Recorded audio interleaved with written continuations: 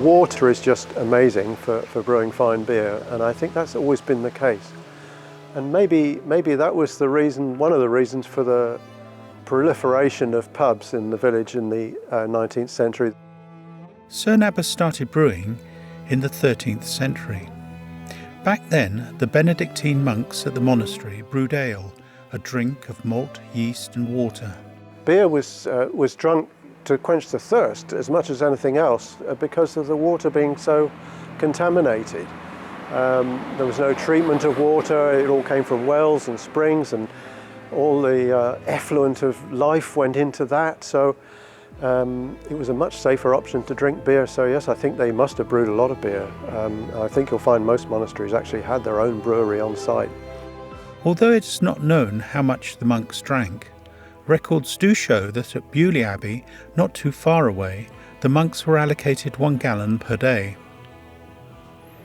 At the Cerne Abbey, there were 2 ales brewed, one for the residents and a lesser ale for what the monks called the common herd and the dependents.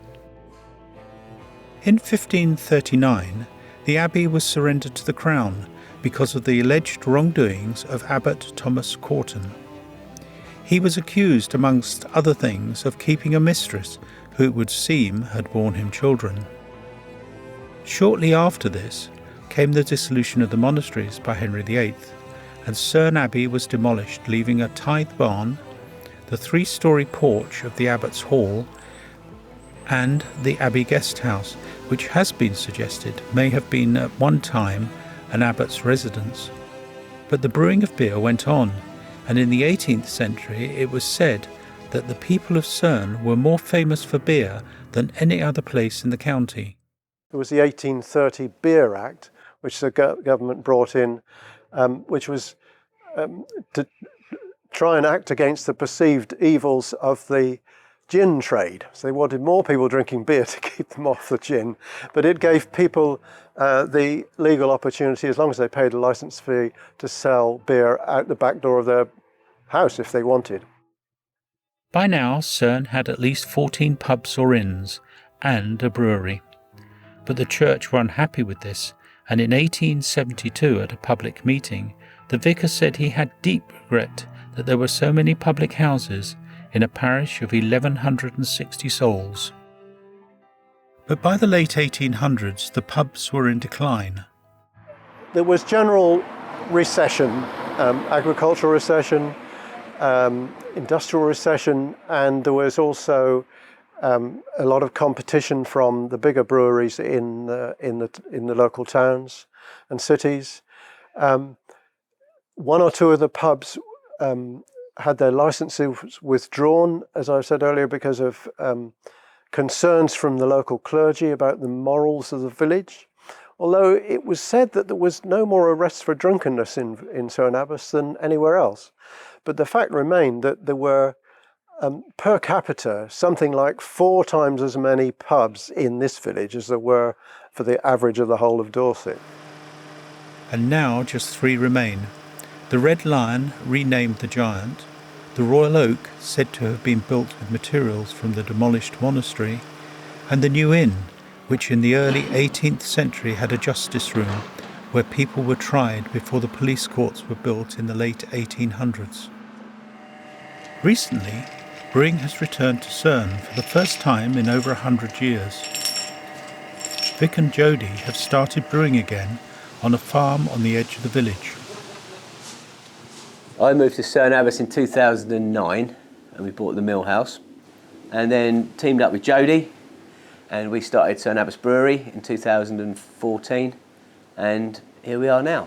All of our water is direct from the well. We've got our own borehole on the farm, and we don't add anything to it. We just run it through some UV filters and a carbon filter. Fundamentally, we get the sugar out the barley and boil it up. So we put it through a mash tun, we soak it for a while, that releases the sugars. We then transfer it into what's known as a copper. The copper is a big kettle. In the olden days it was made of copper over a fire. That's what the monks would have had in the abbey.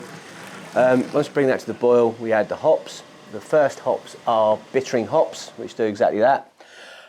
People say they don't impart a lot of flavour, but everything that goes in the copper is going to give you something. And so they roll for an hour on the boil. Then we add our second hops, which are the late addition. They give you a lot of the flavour and some aroma. Then we put the flame out. So once it's stopped boiling and it simmers and everything just stops moving, that's when we add our off hops. They give you most of the flavour and a lot of the aroma. We sit that for 35 minutes, and then we crash cool it through a plate cooler, which is a similar sort of thing you find in the dairies, and then into the fermentation vessel. That's when the yeast is added, and then about the third or fourth day into fermentation, that's when you'll finally find out what the beer is going to be like towards the end. Well, that's right. And then we pop it into a cask with some finings, and that drops it nice and clear, takes all the yeast to the bottom of the cask, and then you end up with beer. And if we don't put it into a cask, we put it into bottles. We pump 1,000 litres into a plastic container with a bag in it. That's in the back of the van, so we pump it into the van. That goes up to our friends in Basingstoke, the bottling company. They then send that back in bottles and label, and we're all ready to go. We've also just brewed one with hops that we've grown ourselves, which is a community hop beer.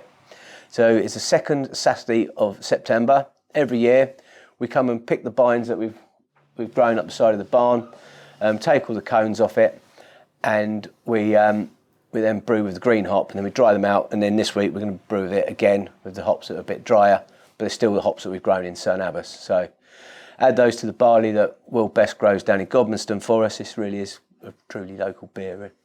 I'm standing in our field of winter barley. Now, it was the first winter barley I sowed 50 years ago, Maris Otter, and it's still the best barley for malting. And so we grow it for the new brewery in Cerne Abbas. And that's why we're growing it, because Vic, who started up this brewery, kept badgering me to grow the barley for him, so he'd have local barley for his malt. Yeah, it's who we are. It's what we do. We love our giant, so yeah.